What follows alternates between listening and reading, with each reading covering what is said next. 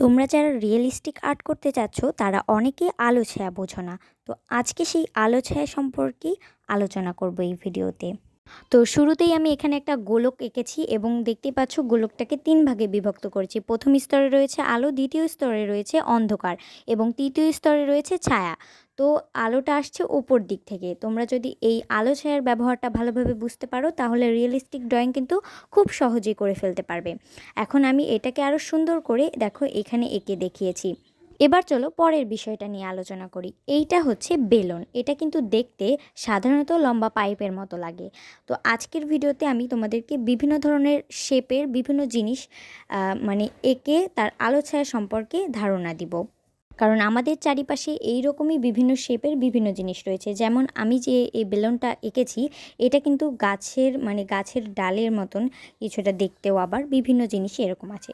তো এখন দেখো এখানে আমি মধ্যের দিকে একটু গাঢ় আর দুই পাশে হালকা কালার ইউজ করেছি, আর এই দিকের সাইডে একটু গাঢ় দিয়েছি যেহেতু আলোটা উপর দিক থেকে আসছে, তাই মানে উপর দিকে একটু অন্ধকার, সাইডের দিকে আলো, এই পাশে অন্ধকার আর নিচের দিকে থাকছে ছায়া।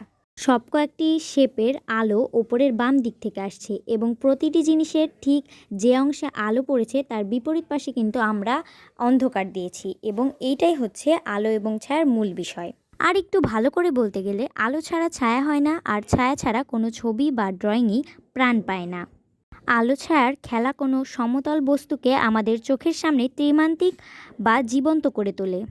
সব ছায়া একরকম নয়। যেখানে আলো খুব কড়া সেখানে ছায়া হয় গাঢ়, আর যেখানে আলো নরম বা ছড়িয়ে থাকে সেখানে ছায়া হয় ঝাপসা। ছায়া আমাদের সময় চিনতে সাহায্য করে।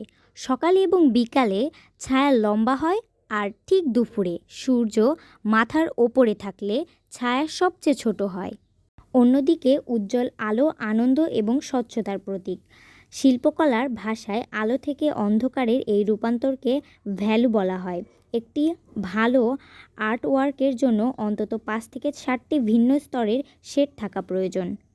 এখন আবার তোমরা বলতে পারো এই শেডটা আবার কী জিনিস? শিল্পকলার ভাষায় শেড হলো কোনো রঙের অন্ধকার রূপ। যখন কোনো মূল রঙের সাথে কালো রং মেশানো হয় তখন সেই রঙের যে গাঢ় রূপ তৈরি হয় তাকেই শেড বলা হয়। আলো আমাদের পথ দেখায়, কিন্তু ছায়া আমাদের দেখায় বস্তুর গভীরতা। প্রতিটি উজ্জ্বল আলোর পেছনে লুকিয়ে থাকে একটি রহস্যময় ছায়া। এবং আমি তোমাদেরকে আরেকটা কথা বলতে চাই, সেটা হচ্ছে আলো ছায়া বা শেডের কাজ ফুটিয়ে তোলার জন্য সাধারণত নরম শেডের পেন্সিল সবচেয়ে বেশি কার্যকরী।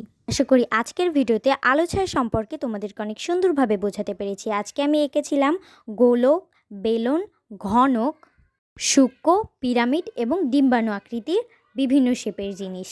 এবং ভিডিওর সবশেষে আমি একটি চার্ট বানিয়ে দিয়েছি। সেই চার্ট দেখে তোমরা আবার পরেই এগুলো প্র্যাকটিস করতে পারবা। তোমাদের বোঝার ক্ষেত্রে প্রত্যেকটা ড্রয়িংয়ে আমি আর সুন্দর করে দেখিয়ে দিয়েছি ছবিতে।